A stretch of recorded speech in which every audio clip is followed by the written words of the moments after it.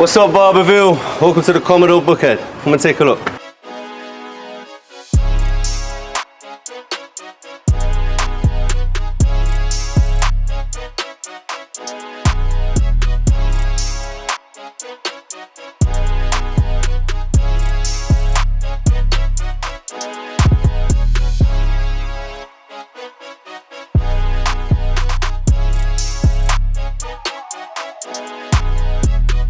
Let's start the tour with the exterior facade of the building. So this actually was here when we leased the space. One of the things that we've taken into consideration when we're leasing a new barbershop is, what does the building look like, right? Location is super important, but this actually, this facade was already like this when they renovated the building. But one of the things that we do in all of our shops is hand-painted signs. So this is a guy that's local to Atlanta called William Mitchell, and he actually used 23 karat gold leaf, and it's kind of an ancient, kind of a dying art, but he lays the leaf on the backside, does all the logos from inside so that no one can come scratch this off, and basically has to paint it in reverse. But yeah, so creates the outline with the black first, then lays he actually glues it. I've seen him do it a bunch of times now, so I could probably get to walk you through it. He uses some glue, he puts the sheets on, and then wherever there's not glue, he takes a light brush and just dusts it away, and the whole process is super cool to see. But so this is one of our kind of secondary collateral logos. We had appointment only, just so people weren't walking up like, hey, can I get a walk in? Our main logo's up there. We got the street address here, 572, and then just our scissor logos on the bottom. He also hand painted the scissor logo above. And then as you guys can see, we'll talk more about the barber pole in a second, but the barber pole is visible from the outside of the space, obviously. We wouldn't want people to come and be able to damage a 100-year-old barber pole, but as you drive by at night, it lights up inside and looks pretty cool. So let's go inside and take a look. We love this pole. It's porcelain, cast iron, just the detail. This one's actually been repainted. But still, we didn't sand it down or mess with it. We thought it looked cool. But yeah, love this. Love these pieces in our shops. It's kind of been central to our brand now. So we love antiques. As you guys will see, we have various antiques in all of our shops. So I'm excited to show you guys some of the other pieces. But yeah, we love combining the old with the new, the modern with the antique and the classic. So, all right, coming on this way, I had to lose the jacket. It was getting a little warm. But this is our product shelves. So first, the shelves came from Etsy. Actually, not too bad on price. I think we paid a couple $100s for these, but I love the detail of these little caps that screw on and cover up the screws, so super minimalistic. The products that we carry here are first-hand supply, ADH wet and dry, Jack Black for shaving supplies, and then Uppercut for texture powder, sea salt spray. And then we have a good friend and client that actually made this beard oil called Shine. So we've been carrying that for probably 7-8 years. But yeah, so these products, First Hand is very transparent with their ingredients and their whole process. No parabens and additives and all that stuff. ADH has just been a staple for us. Our best-selling product, ADH Dry. It's great for just a natural, lived-in, kind of beachy look and texture. And then, up here, the Uppercut stuff, I personally don't love the branding of it, but the product itself works well. Sea salt spray smells amazing. But yeah, that's our little product shelves here. And then lastly, all of our barbers make 15% commission on all their product sales. As an owner, it's important for me to create multiple ways for my guys and girls to make money here at the shop. So it's not just commission on hair services, it's also commission on product sales. Guys, one of the things I love about this shop is our functioning national cash register. You guys won't believe the date on this thing, if I can get this drawer out without breaking it. So, 11/14/1912. Check that out. It's the original secondhand register guarantee from National Cash Register. So this thing is super special. We found it on eBay. We have another National Cash Register that's a different model at our Chambly location, our original one. But yeah, and we actually store cash in this thing. See if I can get this back in. Oh shit. There we go. Cool. So, as I was saying, yeah, we're actually, these are functional. There's a lot of ways that you could store cash in a box, right? You could just have a shoe box, you'd have a plain metal black register. We actually have a Heckler cash register at our West Side location, but for me, I just loved how kind of around the turn of the century. People things were made well. They took pride in what they did. So this is solid brass, marble here on top. And man, this thing polished up beautifully. It wasn't in bad shape when we got it. We found it on eBay. I think we paid $17.50 for it, something like that. But yeah, man, you put a little elbow grease in these things. So we use a wire attachment on a drill to polish it, to strip it first, and then a cloth wheel attachment. And man, we didn't spend too much time on this one because you're kind of scrambling to get open, but it still looks beautiful when you polish them up. But yeah, so just a statement piece when you walk in. Again, kind of the juxtaposition of the old and the new, the antique and the kind of modern. So love this piece. All right, now that I finally got that drawer back in, let's talk about the iPad. So we process all of our credit card payments through Square. I love this. This is called a Heckler iPad stand. Just love the minimalism of that. Yeah, you know, the juxtaposition of the 100-plus-year-old cash register with how people are processing payments today is kind of cool as well. And then moving on to my absolute favorite element of this space, which is this reception desk. So I found an inspiration image, and maybe CJ can post this in the video with it, but this is called an oversized bullnose edge. And these guys made this reception desk out of, this material is called Vesuvio crystal. And our mill workers built the frame for it, built the drawers, the pulls, and then the stone people, a company called MC Granite here in Atlanta, took this and laminated it on site. It was a lot easier for them to do it in their warehouse, but love the veining of this marble. There's aspects of it that are kind of translucent with the crystal and then the green.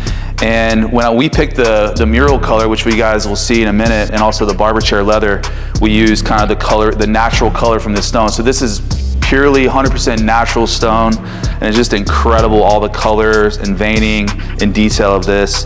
And I think these guys did an amazing job, but just such a statement piece, and super proud of how this came out. All right, welcome to our waiting area. Forgive the construction debris in the background. There's a Spanish concept opening called El Madre Silva, but we have 8 waiting chairs, and if you notice, you know, they're not just in a row. These chairs are facing one another. Our hope is that people wouldn't just be on their phone while they're waiting to get a haircut, but they would actually be interacting. We love the texture and the shape, the silhouette of these chairs. As you look from a distance, they look kind of like concrete almost, but up close, they're very soft. The fabric is called boucle. It's actually a French word meaning curl. And so the yarn has, you know, these little curl kind of texture things poking up out of it. But yeah, love the chairs. We actually bought these from CB2. We didn't have these custom made. We have had waiting area seats custom made in the past, but as a business owner, you have to make decisions on what am I going to buy custom and what am I going to buy, you know, off the shelf. So happy with these chairs. But yeah, simple but functional. So when we opened the Commodore, our original logo was actually different. It was an octopus with scissors cutting the tentacles, and it was cool, but we wanted to pivot away from that more explicitly nautical theme and do something more understated. So you're probably wondering, why do we have a telescope inside of a barbershop? Well, other than just a cool piece of decor, you know, sailors would have used the stars to navigate, you know, back in the day. And so you'll see around the shop just little kind of nods to that nautical foundation that we had as a brand, but we've kind of moved past that a little bit. But this is called a terrestrial telescope. And we got this at a place called Scott's Antique Market. It's a huge antique market that comes to Atlanta once a month. And the guy that we bought this from is called Barometer Fair. So we have antiques in I think all of our shops that we've bought from Barometer Fair. But yeah, so just love this. This is actually like a surveyor's stand. So this stand wasn't original, but yeah, it's just a brass terrestrial telescope, which means it would have been used for like earth gazing, not stargazing, but still looks cool and serves the function that we wanted it for in the shop. Next up, guys, we have our mural painted by Joshua Noom. He's an Australian artist based in Fort Myers, Florida, but I've known Josh for 15 years. He's painted the murals in all the Commodore locations here in Atlanta. Each mural is different and kind of embodies the feel and the aesthetic of the space. But for this mural, I actually sent Josh a print, which you guys will see in a few, but a print by an artist named Asa Smith. And this kind of checkered floor in this mural was inspired by that. Asa Smith published a book called Illustrated Astronomy. It was a school textbook in the 1800s. And but just some really cool illustrations in there that we have in some of the shops. And so Josh took that and kind of went with this constellation theme that we've used in the past, kind of tying back in the nautical element that we talked about. But yeah, again, let Josh just kind of do his thing, and always super happy with how the murals come out. All right, coffee break. So this is our Jura espresso maker. It's fully automated. This particular model is called the WE6. It doesn't have any latte or like milk capabilities, just because we didn't want to deal with having to clean that. But we're coffee snobs here at the Commodore, I'll admit. And we use a coffee roaster that's local called East Pole, one of the best in Atlanta that roasts their own beans. And yeah, this is the bean hopper up here. Throw the beans in, it grinds it, does the espresso, and then once a day or so we have to pull this tray out, empty it, but super easy, and we just love providing complimentary, amazing quality coffee and espresso to our clients. All right, now that I got my coffee, let's move on.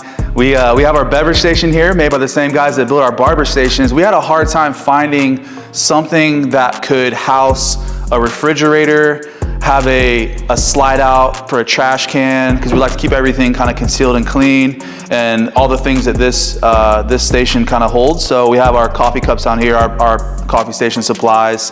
This is kind of temporary. We usually will have something up here, but we just opened. But yeah, plenty of storage in here. This shop's only 1,000 square feet, so it's super important for us to be able to have storage here. And again, you know, this is a little trash can hole here, like you'll see at Starbucks or whatever, but just super clean to not look around the shop and see trash cans. All the beverages here are complimentary for our clients. So we have water, soda, a variety of different beers down there. And yeah, this is basically the beverage station. I love how this came out. The surface of this is, I believe, red oak, but they did a black finish to match the rest of the furniture in here, and cost, to be honest with you, I don't even remember how much this cost. It was kind of lumped in with the rest of the mower package, but it wasn't cheap.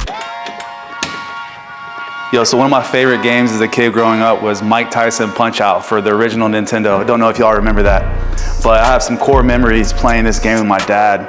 And so we have a client that built this arcade console for us, and he takes original components from arcade games from the 80s and 90s. So this screen is actually from Mortal Kombat 4, I believe he said.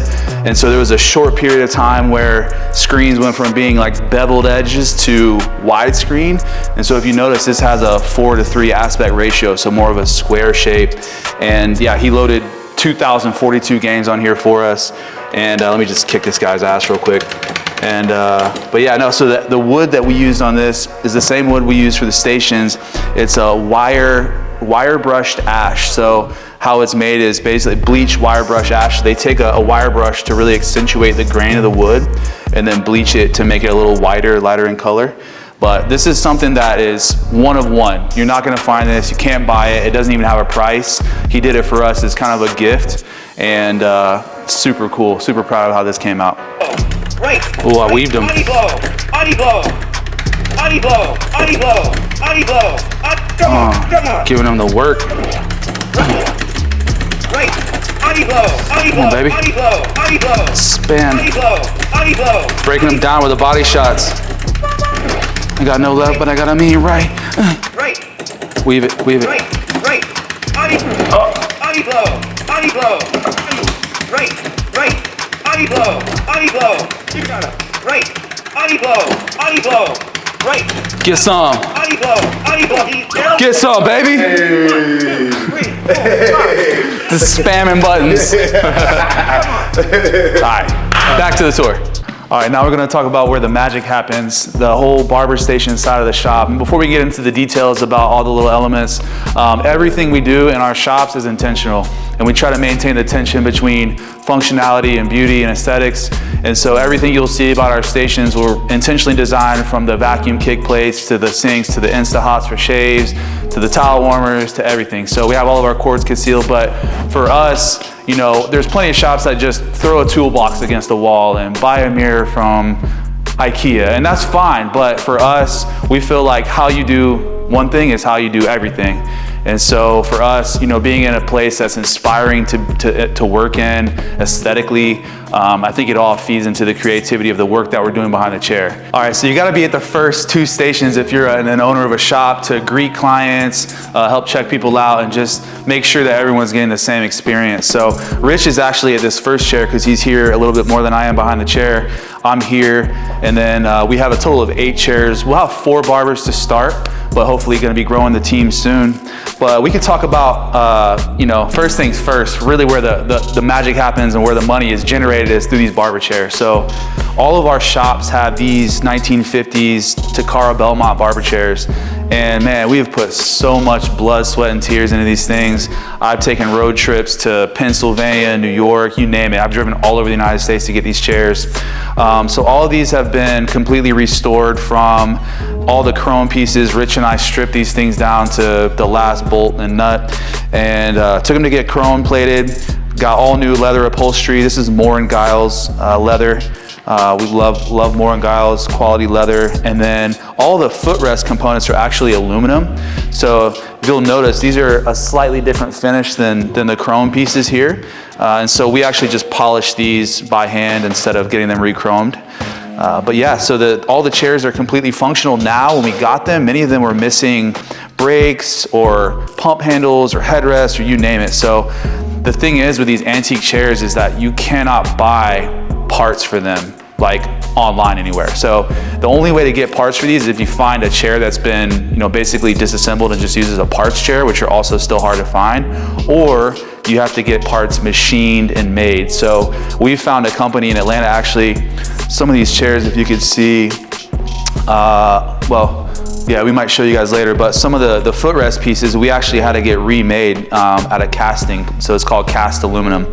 Some of the bearings that go inside of these barber chair handles here, there's pump handles, metal dowel bearings, how to get those made in a machine shop. The brakes that go in the hydraulic pump, how to get those made. So you have to have first a perfectly working chair and then take that to the machine shop or take it to the casting place and get the part you need made. So man, I can't stress how much time and just energy of our lives we spent with these chairs. But you know, now they're all functioning. They pump up, brake, get the headrests that slide in here. And so these are still pretty new and kind of getting broken in, some of the leather, but yeah, just super comfortable when you sit in these. And you know, I worked at shops that have newer chairs and they're not made well. They're rickety, they move around. I actually had a client fall back in a chair when I was doing a hot shave at the first shop that I worked at in Atlanta. The chair was pumped up and it just was a kind of a lighter quality chair, and yeah, the guy flipped back. So for us, these things are super heavy. They're probably 250, 300 pounds. They're a beast to move, but these things are gonna outlive us now that we restored them. So yeah, love these Belmonts. Just a couple of fun facts about the Commodore. We actually have 32 of these chairs total in all of our shops. They're the exact same model of Takara Belmont from the 1950s. They're over 80 years old. These chairs go for, if you try to buy them fully restored without doing any work, they sell for about $5,500. We have on average about $3,000 in each chair. We get some of them are for around $800 to $1,000 that we have to then re-chrome, re-leather. Some of the chairs don't need fully re-chrome, so all we have to do is the base ring. But yeah, I think I might submit to the Guinness Book of World Records for the most Belmonts with one business. But yeah, 32 between all the shops. And but yeah, man, love these chairs. A lot of work into these, and again, the value's only going up on these. So, and they're gonna outlive us for a long time. All right, let's get into the station. So these are blackened steel cabinets here for you know, shaving cream dispensers, all of our products and supplies, barbers, water bottles, all that stuff. Obviously it's cleared out now for the video, but have this LED tape that lives behind this thing here, so it's all nice and concealed.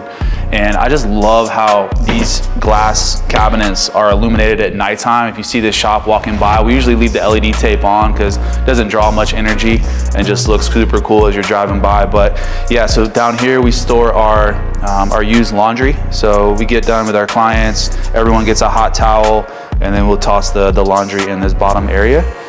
And yeah, these things are pretty tall as well, and they're beasts to try to mount on the wall and get kind of centered. But Yeah, so these came out super cool. All of our shops have different kind of cabinets to store products and things like that in, but this was something that we did that was different here, and you can see even just the detail of like the rounded pulls here. All this stuff is custom made by the same guys that made our stations. So local company in Atlanta called Build House. So the owner, Matt Susenbach, has become a good friend over the years. We've done four shops together now, and these guys just do quality work. So the work that they do has been honestly a big part of our brand as the Commodore.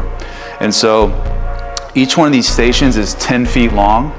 We kind of found that that's kind of the minimum space you need for these antique chairs to kind of be able to still spin and two barbers to work together. And so we have a total of 4 of these 10 feet long segments in here for the 8 barber chairs.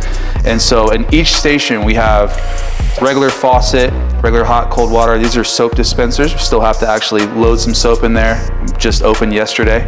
And this is Insta-Hot dispensers. So when we do some hot shaves, not a ton, but we are still a classic true barbershop. So we use a straight razor. And so when we do our hot shaves, instead of microwaving a towel or doing something crazy, we just have Insta-Hot tanks underneath that sterilize our shave brush when we hit that water dispenser there. Again, on the wood here, we use the wire brushed ash. This is something that Build House recommended, a different wood texture that we've used before, but man, love how these came out. So they take a wire brush and really scrub that to accentuate the grain, bleached it to lighten it up a little bit. They made these custom pulls here. And again, Rich and I still have to, we're actually gonna get dividers that'll go in here, but that'll kind of keep all that organized. So we keep our laundry down here. Obviously, again, once we just set up yesterday, so this stuff, so we gotta reorganize all of it. These are our towel warmers here. These are pretty cool. They're on sliders. So to fill this up, you just slide it out from the bottom, pour the water in. There's a light that shows you when it's full, and then slide it right back in. Man, it was so hard to fit. The plumbers hated us on this job because you can see all the stuff that's going on here in these stations in a pretty relatively small space. We've got this towel warmer has to be able to slide in. The sink drain has to somehow be able to migrate out and get out of the space, as well as all the, you know, the pipes and tubes and stuff for the soap dispenser, the Insta-Hot, the faucet. So it's super tight under there. We had to get the plumbers to come back a couple different times to squish it up against the wall a little bit more. But yeah, so these are our barber stations. Again, every Commodore location has different wood grain. So first location, Shanley, was walnut. The west side is maple, sorry, and then Roswell is oak, and so we have ash here. Let's talk about the mirrors and the wall covering. So this is a texture called Dragonstone from a company called Universal Rocks, and man, just wild how this came out. They come in sheets from Universal Rocks that I believe are 9 foot by 16 foot. We actually had them pre-cut these so that it would kind of just nest around our cabinet. So they kind of have these T shapes here on the outside, and the middle one's more square. But this stuff is like, it actually feels like real rock. Whenever it gets delivered, it's actually black. So we had it primed and painted white because of just the silhouette. When you're doing haircuts, you want to be able to see the head shape and the silhouette of the hair. Most people have dark hair, so a white background is nice for contrast, but just brought this all the way to the ceiling, and then had these mirrors, kind of this irregular rounded shaped mirror to kind of match our moon phases in our logo. And so once again, you know, did the backlighting here to match inside the cabinet, and a little bit of a reveal underneath so we can still kind of wipe off our stations without getting the mirror dirty. But man, so cool. Took some risk with this build out. You know, I was kind of wondering, you know, would the sinks clash with the wall covering, but super happy with how everything came out. So the sinks are actually from Spain. I found them on Etsy. Not terribly expensive. I think we paid under $300 for each of the sinks, maybe $400 for each of the sinks. So we have 4 of them in here. But this is actually solid marble that this guy chips away. Super cool process. You gotta look him up on Etsy, and I can shoot CJ a link to put underneath. But yeah, just with all the white and all the texture going on with the sinks and the wall, and then the color and the veining of the stations, I just think it was a little bit of a risk from a design perspective, but I'm okay kind of getting out of the box sometimes, and I love how it all eventually tied together. But yeah, let's see what else. Oh, sorry. underneath here, going back to the aesthetic plus functionality kind of tension that we talked about, all of our shops have these vacuum systems built in. So all you gotta do is kick that, turns on automatically, and then turn it off. So in theory, we really don't need to pick up a broom all day while we're working. We just take our blow dryer, blow the hair in the general vicinity. It's a super powerful vacuum, sucks the hair up, and that's it. So at the end of the day, you know, or once a week actually, we empty the vacuum, and so it's super easy. So our top drawers have this negative space that allow people to use their blow dryer and keep the drawer closed. I can't tell you how much it drives me crazy when, you know, at my shops I see barbers working and all their drawers are open. So we try to just keep all this stuff clean for our clients, and so it has a little bit of a negative space for the cord to pass through the top and the drawer to be closed. The base, if you guys notice, we have no screws anywhere visible on this base plate. And the reason is that's actually magnetic. And I actually can't take credit for that design element, but some of our other shops in the past, we've had issues of vacuum getting clogged or the little kick plate wire getting loose. So we've had to unscrew those big plates, and it's kind of heavy and cumbersome. So these guys came up with the idea of just making magnetic, you know, little magnets in each corner, and it just kind of snaps into place. So I'd show you, it's pretty heavy to do by myself, but they notched out a little spot for the vacuum kick plate here. So yeah, this is something new for a Buckhead location. I think we'll keep doing that for future locations. And what else did I want to tell you guys about? Oh yeah, the waterfall edge here. So the guys actually, these are solid stone panels under here that go all the way down. It's the whole width, which is kind of unnecessary. They could have just used trim pieces, but so it's kind of sad that you can't see the sides of those. But yeah, just the waterfall edges around the stations I thought were really cool. And again, the company that did this is called MC Granite.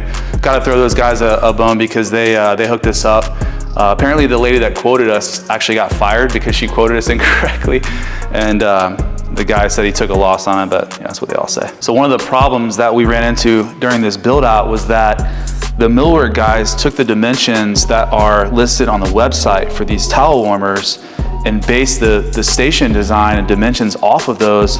And it actually turns out that they're wrong on the website. And so the width and the depth are like mixed around. So they built the stations, the stone was installed, everything was finished, and we tried to slide these in, and it was like a 1/4 inch too wide. The warmer was to slide in. So we were like, oh my gosh, how are we gonna salvage this and fix this? You can't pull the stone off the wall. It's already been caulked in and installed fully. And so thankfully they were able to find a workaround where these cabinets were their own kind of standalone units, and then there was some wire brushed ash on the inside so that all the wood matched and it was all beautiful. They were actually able to cut out one piece of those wood panels on each side and then shave about a 1/4 inch off of each of these drawers on the inside to make it work. And so it was a close call, but we ended up salvaging that situation. But just word for the wise, if you guys buy these warmers and try to do something that all integrates and is all really tight,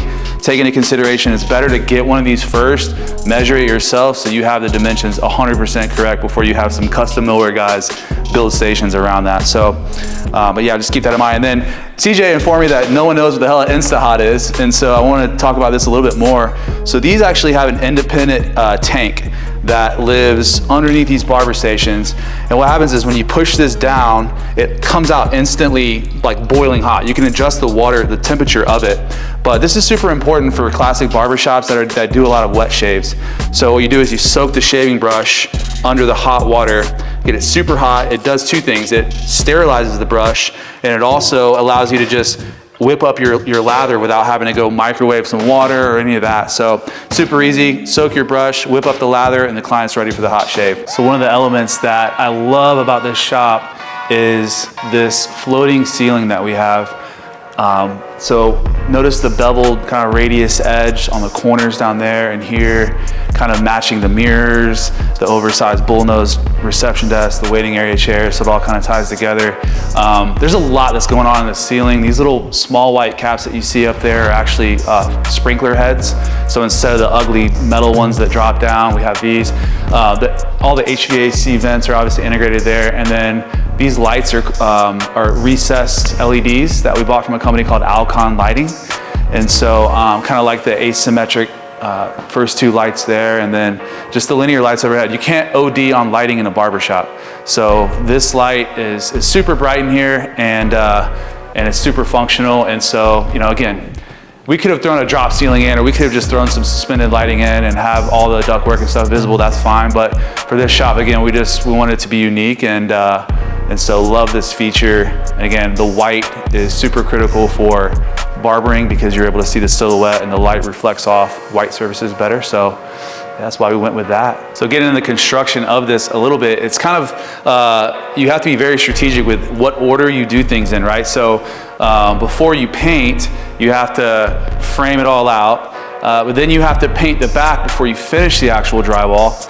First, it has to have a frame, that aluminum frame that, you know, wraps around the edges, and then you have to run the electrical, the HVAC in, and the guys have to push the lights up, they have to finish the drywall, then you have to come back and install the HVAC ductwork covers, the sprinkler heads. So there's a whole process. It's just this ceiling, it has to have the adequate support beams ahead, overhead, and so, and then how do you paint the ductwork once it's been installed? So these guys had to get some massive lifts and somehow get above and paint that ductwork back there. So it was definitely a process, and but super glad with how this came out. I think it's unique. I've never seen a shop that has kind of a ceiling like this. So once again, just try to do it right. So our services here are 45 minutes long. They include obviously the haircut, blow dry style, straight razor neck shave, hot towel at the end, but we don't include shampoos as part of our service. And in the state of Georgia, you actually have to have a shampoo bowl in every barbershop. And so this is nothing special. It looks clean, but it's from Minerva Beauty or something, and it has to be here. We do like one shampoo a month, but that's the shampoo bowl. These prints are the prints that I was telling you guys about earlier that inspired the mural. So this artist is an artist called Asa Smith, who published these illustrated astronomy textbooks in the 1870s. So kids in high school in the 1800s would have had these star system diagrams in their textbooks, which is wild to me.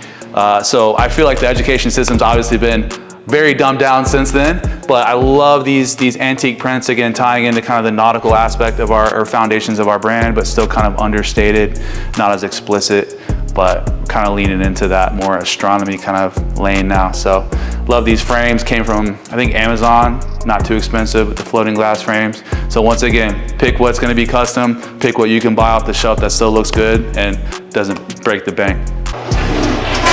Woo! That coffee got me. All right, this is the bathroom, guys, check it out. We got, this is the Dragonstone, how it comes from the company. So it comes in this darker black kind of color. Again, just simple mirror with a little LED reveal around the edge, and then a floating ADA sink here.